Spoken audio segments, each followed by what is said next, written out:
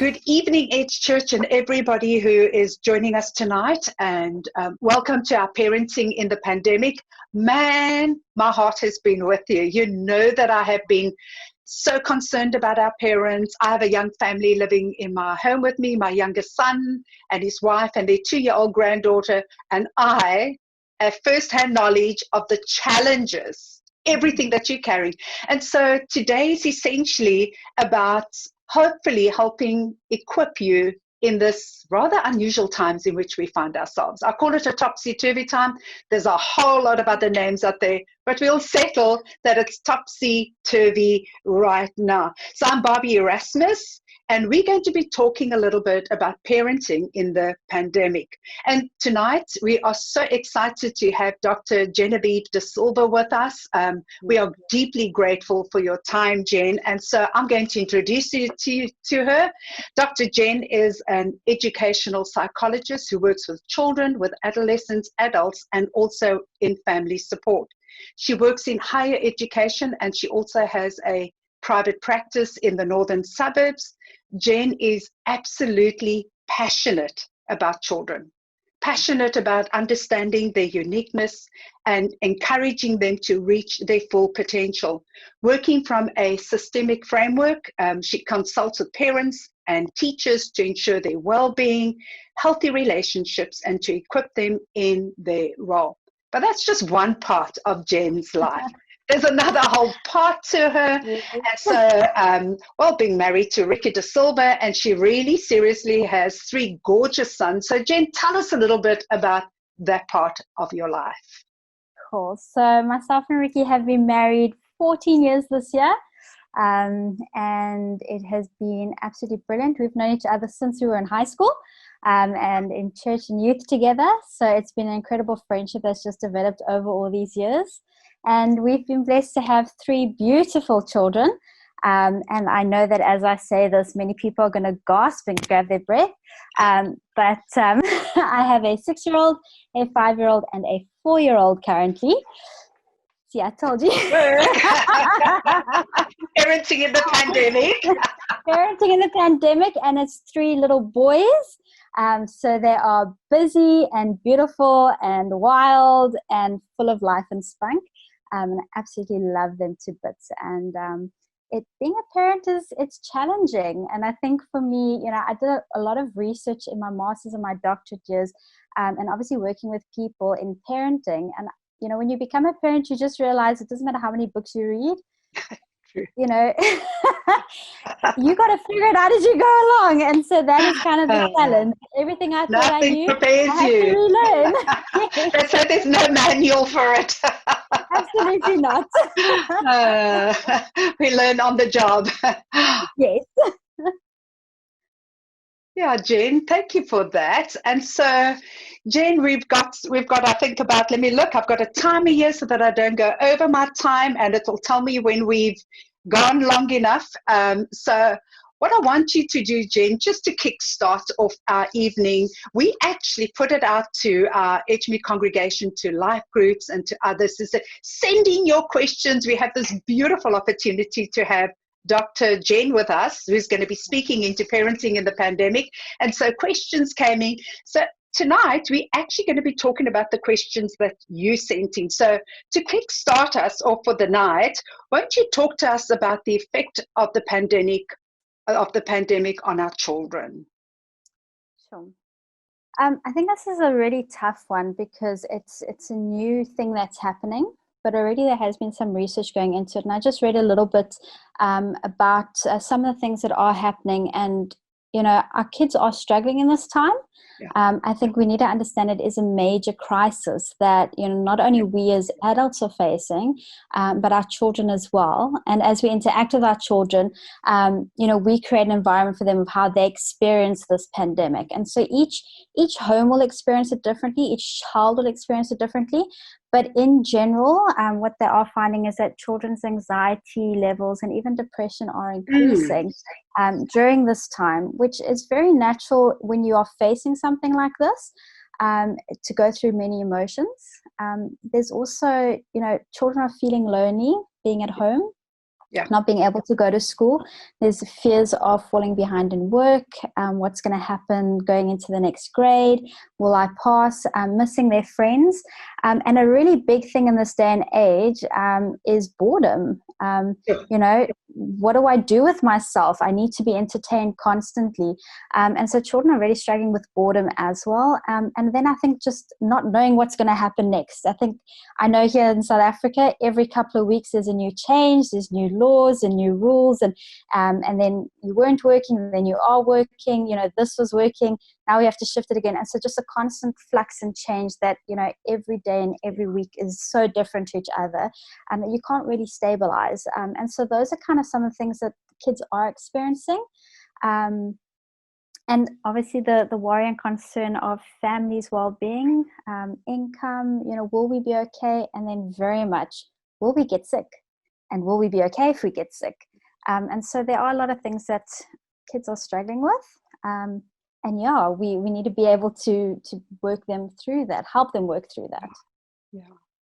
Now, Jen, I appreciate what you said, that our children are lonely and actually going through their own loss. I'm a grandmother, a nana, two beautiful grandchildren. The one 2-year-old is in our household.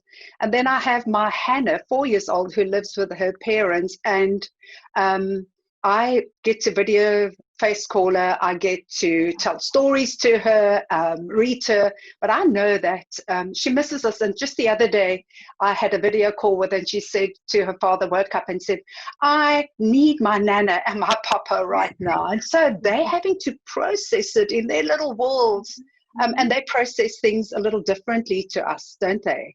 Dealing with loss. I mean, they can't verbalize it, but what is that feeling for them? So that we can be mindful of it as parents. So I think all of us experience loss in different ways. And loss is a very abstract thing as well. You know, as an adult, we can make sense of it in our minds and understand I had something and it's now gone, or I feel like I've lost something. You know, so even though I haven't necessarily lost my parents, I've lost the freedom of access to my parents. That for me is a big loss. And so for my kids not being able to see their grandparents, even though we didn't visit them every single week, I think once again, just that thing of, well, we would love to go down, but we can't, to go visit them. Even with friends, you know, I'd love to see my friends, but I can't. If somebody does maybe stop to drop something off at the house, you know, you have to stay inside and wave through the window versus running out to greet them, especially friends from the neighborhood or their friends within our complex even, in our situation. You know, they can see the park across the road, but they can't go play in the park. You know, so things like that, where it can be abstract, it can also be very physical. And for younger children, we need to understand that they're very concrete. And so their loss is very physical, what I can and I can't do. Whereas maybe your teenagers, it may be a lot more perspective and a perceived loss versus an actual physical loss. Wow. And so navigating different kids through different ages, I think the best thing is always to just sit and listen to your kids, speak with them and hear where they're at. And, you know, when they say, I miss this or I want to do this, you know, sometimes I think we can feel defensive, like, okay, but we can't, and we try to put the rules in place. But sometimes we just need to sit and listen and be like, you know, I'm really sorry. And I know that sucks, or I know that's hard, or I know you feel sad, and just identify with them. And when people go through loss, that's what we crave, is just that empathy, that somebody gets where we're at. They're not trying to fix it, or they're not trying to talk us through it, but they're just with us. And that is something that is truly comforting as we do go through loss. And so if we can offer that comfort to our children, I get where you're at, and I know it's horrible, and I'm really sorry. That connection is just a pillar of strength to them in this time.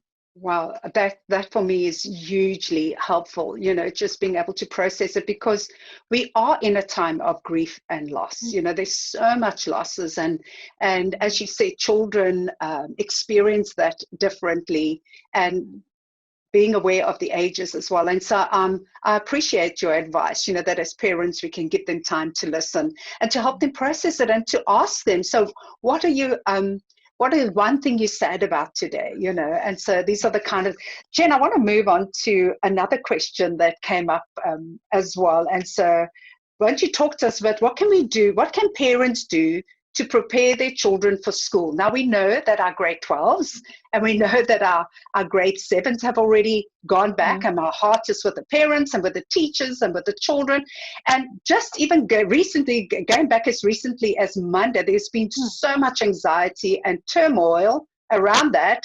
And then also the fact is that there is the politics around it. So talk to us about, we're here to help the parents actually, how they can prepare their children, because we know that this is going to be there'll be the next lot going in a couple of weeks' time. Yeah.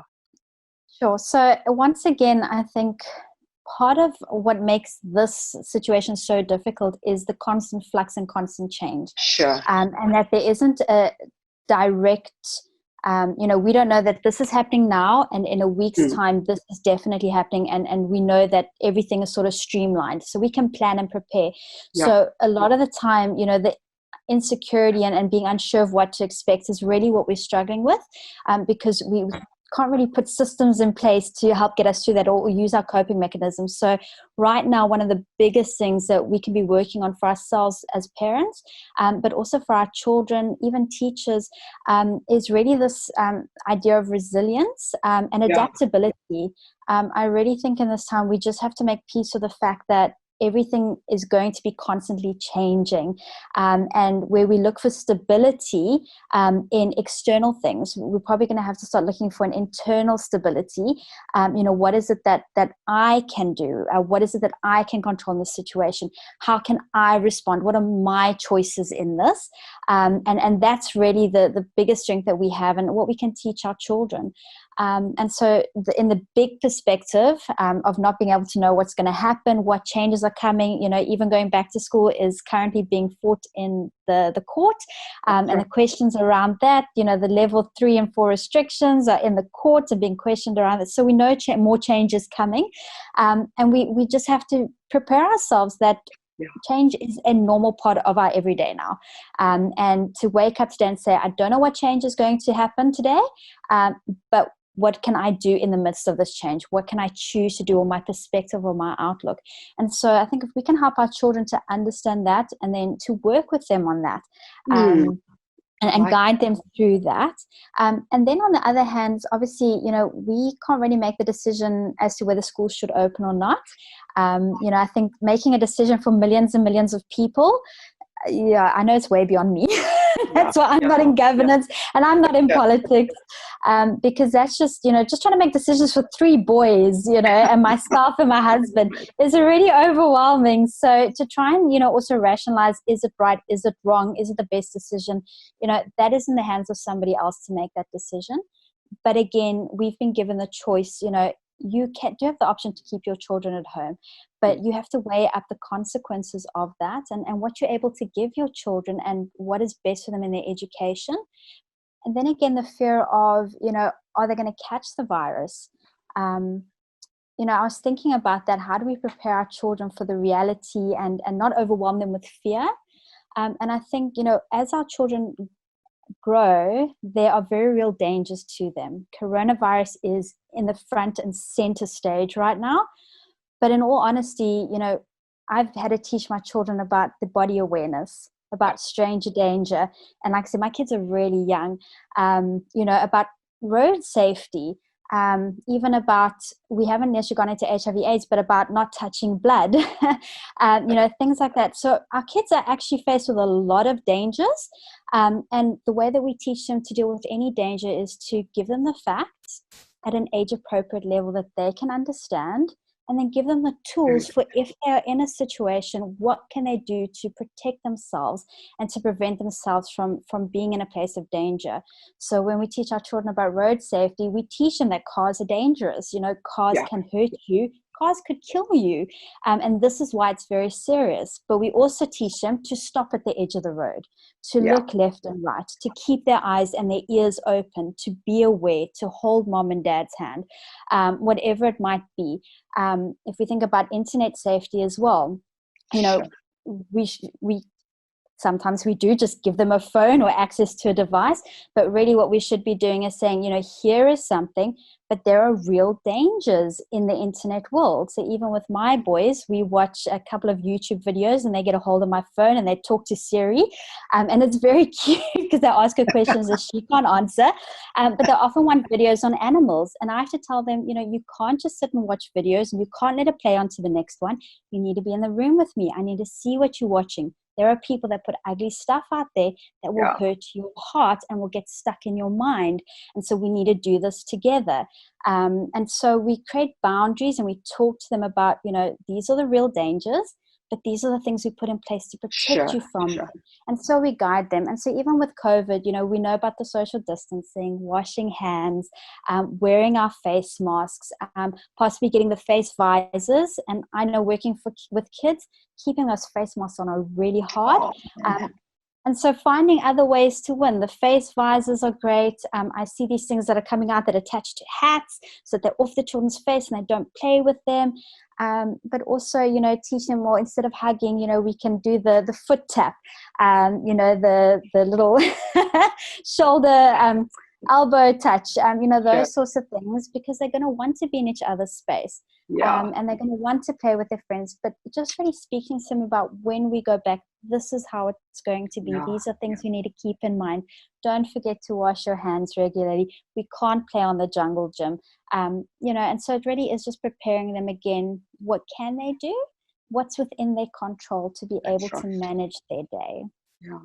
Yeah, that's hugely helpful, and I just really want to say that, and parents are going to make different calls and decisions, and I really just want to say that have a lot of grace and compassion and kindness for yourself. And let's not judge each other on the decisions that we make, but let's show some grace and kindness. I love that. And that is part of our role as parents. So Jen, this is a big one here, and we've already spoken about it.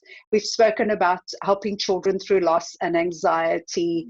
And I think what I also want to help children through is to talk about the emotions, not just around loss and anxiety, but about something that they're thankful for, something that they're celebrating, something that they're enjoying, so that we actually twin, because as adults, I think our big challenge is to hold ambiguity, to hold both joy and sorrow, and birth and loss. So how do we help our children to do that at such a young, tender age when we struggle because we are people of certainty? And I love what my one friend spoke who said, this whole pandemic crisis is all about a holy uncertainty because we just don't know, Yes. And so how do we help our children to hold that as young as they are, that actually in this time, there's a whole lot of joy and fun, and yes, there's loss, and yes, there's anxiety, because I think the big thing that I'm picking up with children, it's almost palpable actually, is that anxiety, So I almost want to bring a different kind of a healthy emotion into their world. Very much. So I think something that I do in therapy when we talk about emotions is we draw a heart, because our emotions are in that place of us, our soul, our heart. And so again, younger children, practical and concrete. So I draw a heart, or we cut out a heart, or what have you. And then we take different colors. So with younger children, we tend to just work with 4 emotions, the basic emotions: happiness, sadness, fear, and I've just gone blank now. Anger. There we go. Anger, fear, sadness, happiness. And all of our other emotions stem from one of those basic emotions. Anxiety is a fear emotion. Depression is a sadness emotion, etc. And so what we do is we speak about that these things can be in our hearts all at the same time. And so then I'll ask them, well, how are you feeling? How much of your heart is filled with, say, the sadness emotion? And we'll color it in a color. How much of it is filled with the fear emotion? Or what situations make you feel this way? And then we think about the happiness one as well. And we're like, well, what is happy? What makes you feel happy? What are things you enjoy doing? And we color that in. And often when we look at the heart, we can see that all of these things are present, but we can also see how much of them are present. And of course, emotions, they fluctuate. And so, there are times which we can have a huge emotional reaction of fear or a huge emotional reaction of sadness. But also then when they're outside playing or engaging with you in some fun activity or just sitting with you, enjoying your presence, lying together in the bed and snuggling, those could be very happy moments. And so to sit and think about, what brings on certain emotions, we can link the external things with what it triggers inside of us, and help to find those positives, and then to understand the negatives. So, with my boys, they often tell me when we speak about anxiety, and that's sort of when you can't control things, and there's sort of a blockage to what you're aiming towards, and you feel very out of control. So you worry and anxious, you don't know what to do. And I know my boys get very upset when I interfere with their routine, when I change my mind, or when they have their heart set on something and I say no, and they'll use it to, you've broken my heart.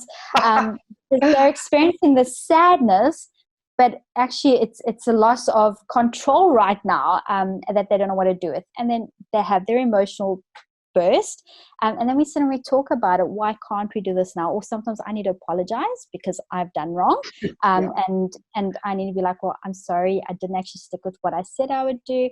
And then we reconnect, and then there's this moment of happiness again and just peace. And so emotions can roller coaster, but we want to see overall, over a length of time, what is the dominant emotion in a day, and over a few days. And so that's why it's just really helpful to have those conversations.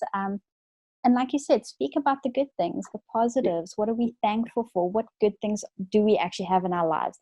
And that is a huge thing that we can use to overcome negative emotion, and also to just train our brain not only to focus on negativity, but actually to focus on what is positive as well, and bring a balance. And so gratitude and looking to be thankful is just a really good daily practice. And if you can instill that in your children, that will be a lifelong strength that they have for their lives. Wonderful. Yeah, I think this theme of gratitude that you're touching on, Jen, is transformative, because it really does change just the way you think, the way you respond. And I think that is really one of the single most life-changing things, that when we learn to be a people of gratitude, because my nature, my tendency is to whoosh towards the negative. But in this time, I've actually also had to added, in fact, in one of my daily practices, I call it my word of life, add a gratitude journal and ritual, to stop at the end of the day, and 3 things. And this is a wonderful practice that I try to practice in my own life, but I think we can even practice around our dinner table, when we have a moment with our children, as a family, even in a life group, and ask yourself, what's the one thing, what are you sad about? What are you angry about? And what are you thankful for? What are you giving?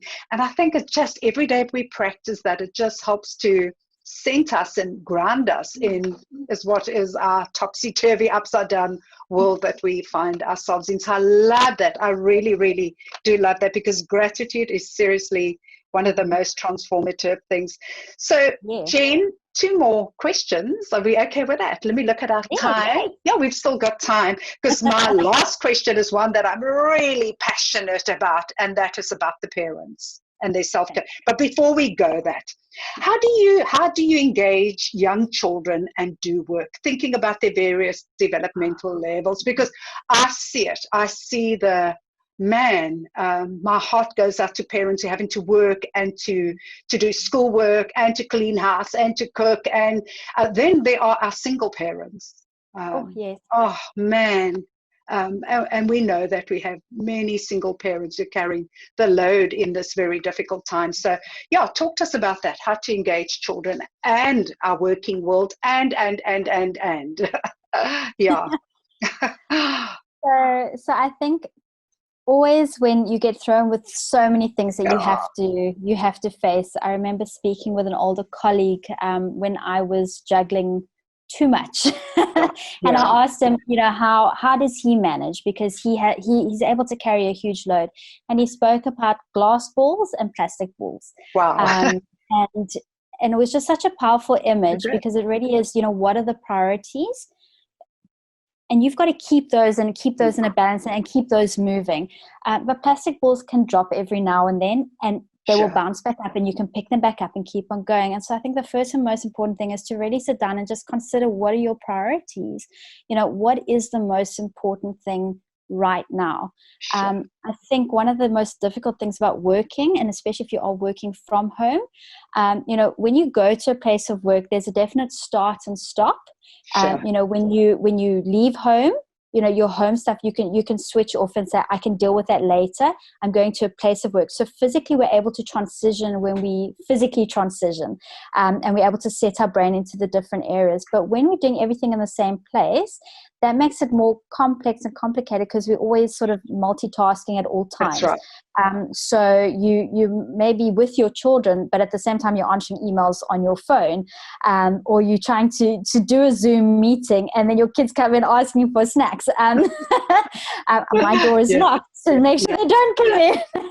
And luckily they're not banging on the door today. But these are the realities of having to work and parent in the same space. But also now the challenge of having to go back to work and schools not being open, finding people to look after your children, or navigating that's a whole new ball game, which again, coming back to the bigger picture about schools opening, everything has a knock-on effect with each other. And so each person will find themselves in a different scenario. And I think for you need to sit down and say, where am I at? Yeah. What is my reality? What do I know right now? What can I deal with? Right? Like I said, every day there's going to be changes. So when change comes, how will I handle it? That's right. Maybe I need to sit down and just think through, okay, what is happening? What is the reality of this situation? And how do I respond to that? Based on my priorities, what do I need to do in this situation? And so when it comes to our children, one of the biggest priorities is that our children, especially younger children under the age of 2, they're in the developmental stage of learning to trust. Their biggest thing is attachment. Right through our lives, attachment is crucial, but in the early stages, attachment is very key. And so any young child, even your older children, they won't say it, they just want time and attention from you as a parent. And so when you're looking at your day, we have to say, well, how can I connect with my child? Where can I connect with our child? And I listened to another colleague doing an online talk, and, she spoke about just 3 areas in the day, literally 9 minutes within a day. If you can have direct one-on-one, face-to-face, quality time within a day, that will set you up for success with your child. And so 3 minutes in the morning, 3 minutes when we were at school, after school, Beautiful. or 3 minutes in the middle of the day, and 3 minutes before bedtime, of just that I am with you. There is no other distractions. I'm connecting with you, and you are the most important thing to me right now. And she says, just getting that right just sets up the day, and just feeds the soul that, you can manage other things just a lot better.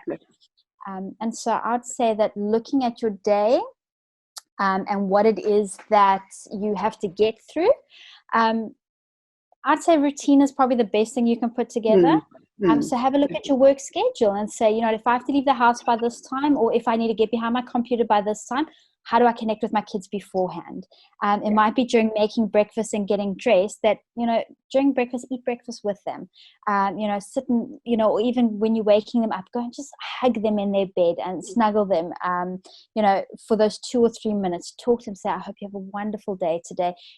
What are you looking forward to doing today? What have you? And then set up a routine that works within your work schedule. For younger kids, prioritize snack time and nap time. That's good. Yeah, a lot of big emotions come out of being hangry and being tired. So, if you can work around those, it's a win. My boys as well, food is important. So as long as we have snacks throughout the day, we're happy. And then you just prioritize and work with what you can have. When you're at a workplace, you do take bathroom breaks. You do have a chat with a colleague, but now when we're sitting at home behind our computers, we feel like we can't leave and we can't be distracted. But the truth is, every hour, maybe you need to take a 5-minute stand, stretch, find your kids, give them a hug, ask them what they're doing. Maybe you need to sort of schedule in a 10 o'clock mid-morning break for tea and coffee, and a little snack, and read a book. So as you would schedule your work day with breaks and with a lunch break and what have you, schedule that in with your day at home to connect with your children. And then to engage with them with activities. Younger children want to explore. And so if you're the kind of person who loves a really neat house, you might need to just be okay with certain areas are going to be the explore area. And you give them the pots and the pans and the plasticware and the what have you that they can literally scratch in and pull out. And they're in that place of cause and effect. And so they're going to cause. And so letting them do things like that, kids need to be outside. And so we need to just make time for them to be able to get outside. If you're living in something like a flat, a set of flats, that can be really difficult, or where there isn't access to outside play area, that can be really difficult. But then make a time we say we're going to go for a walk together. We now have the freedom to exercise 6 till 6. And so, we're going to have a walk. Masks on, but we are going to get outside.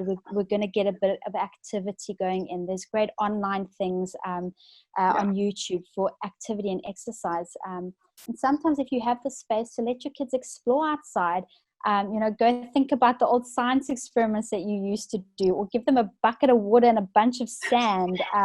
There's a lot of ideas we can find on the internet, and giving them free play is really good for them to explore, to grow. They need to be active physically, but at the same time, they want to connect. And so if you can schedule in, the connection time when you can be free, that then gives them the freedom to go off and play on their own and to give you the space to do work again. And so manage what you can. Sure. And then you let the rest sort of happen, and you navigate that as you can throughout the day. That's good. That's really, really good. Very helpful, having to juggle all these different hats. I think it's crazy. And I have a massive amount of admiration for our parents who find themselves in this stage of their life. So, Jen, this is where I'm so glad we're going to be ending with this question, because this is my heart. This is my passion for these dear ones. Parents who are single caregivers. I think of grandmothers who are having to play that parenting role in this time, because the parents have had to go back to work. So talk to me and tell us about self-care for the parents. Tell us about that. Come on, let's open that up, because I just want to wish it on them, and just that they would honor themselves as well in this time and take care of themselves and show a lot of grace and self-compassion, and, as my one friend says, kindfulness to themselves. What are some of the things we can be mindful of? So this is one of those areas where I must be honest, I do not practice what I preach. Love the honesty, Jen. It's good. Self-care is something we don't often think about. And I think as a parent, the focus is always on what do our children need. And we can find ourselves in a place where our children become the center of our worlds. And that's not healthy for us, and it's also not healthy for them, because it puts them in a place of where they rule, and they are too small to handle that responsibility. And so there has to be a balance of where, we're in this together, but there's also a level of respect for one another. Sure. And as parents, we can't teach our children how to respect themselves if we can't respect ourselves as well. And self-care is really the sense of self-respect and self-care, and putting the worth and value on you. And so if we have to think about a car, we haven't been using ours very much lately, which has been great for the petrol. But, if you're going to drive your car on empty, at some point you're going to run out of petrol, and then your car is going to stand on the side of the road, and it's not going to take you anywhere. Now, you as a parent, you need emotional, physical, cognitive refills, spiritual refills, so that you can function at your best, so that you have something to give out. And so what's really important is that self-care is about topping up the tank so that you have what you need to give out to your children, even into your work, even into your relationships. And so it's a continuous thing. So it's not a selfish thing to say me, but it's about to say, how do I input so that I can output? And it's keeping that in balance. And so each person is different, and finding what works for you. And so lockdown for me has been incredibly stressful Sure. and incredibly emotional because I'm a people person. And so with the new restrictions allowing more movement, allowing us to get out the house more, to, just a simple thing at level 4, being able to walk out my house and see my neighbors shifted Sure. so much for me because it was a real connection with a real person as they walked past. So for me, my input is people, being around people, interacting with people, engaging with friends, and having just a fat chat. And so when I do that on a regular basis and connect with my friends, and not just over text, but seeing their faces, so something like this, where seeing your face, this is the input for me. Feeling like I'm doing good and being useful. Sure. So my work, working with children, working with parents, working with teachers, that is actually an input for me, because it's something positive. And so it's finding what gives you those positive inputs. For some people, taking a really long, relaxing bubble bath is a great input. For others, just taking a walk by themselves, listening to an encouraging podcast. There's reading a book. There's so many different ways that we can input, and you need to know yourself. If you're an introvert, being on your own is going to be an emotional input, without having the no, and help me, and the boss, and everybody, just having 5-10 minutes just to be on your own and to be quiet might be that input for you. And so it's really about sitting down and thinking, saying, okay, well, what do I need to input? What do I need? If I could just do something right now, what would it be that would fill me up? And then you need to schedule that in. Every day there should be at least a little something, but then on a regular basis saying, I'm going to take time out to input.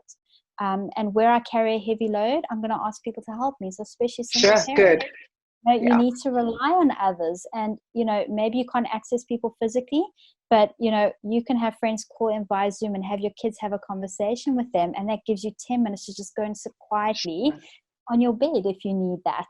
And just breathe. You might need to say, well, I'm going to put on an extra show today because I just need a time out for a moment.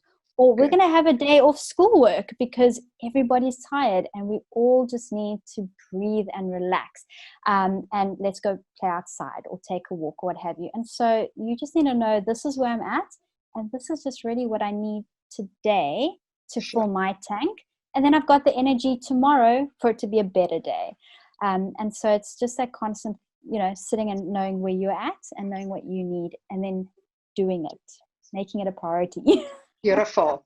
Absolutely beautiful. And I think this is one of the areas where we need a lot of encouragement, as parents, because I think even of mums, we wired to give and to give and to give to the point where we ourselves needing some input. So thank you for that. Well, Jen, we have come to the end of our time. We've gotten a little bit beyond it. So it has been absolutely fantastic having you with us. There's so much good things here that we can go away. And perhaps in this time, as Dr. Jen has been speaking to us, maybe other things have been stirred inside of you and you are wanting to process that a little further.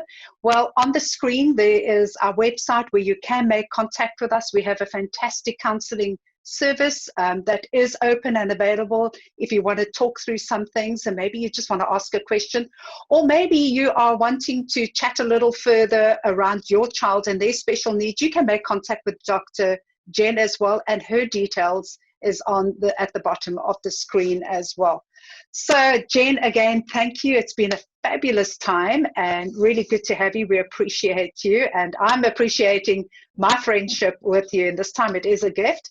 And so, we have come to the end, and we are going to be gathering online. We're going to be talking about marriage in the pandemic, and we have the privilege of having Sue Ryan, who is a pastoral therapist, joining us. And so I want to invite you to join us next week, same time, and we'll talk about marriage and relationships in the pandemic. So God bless, stay safe.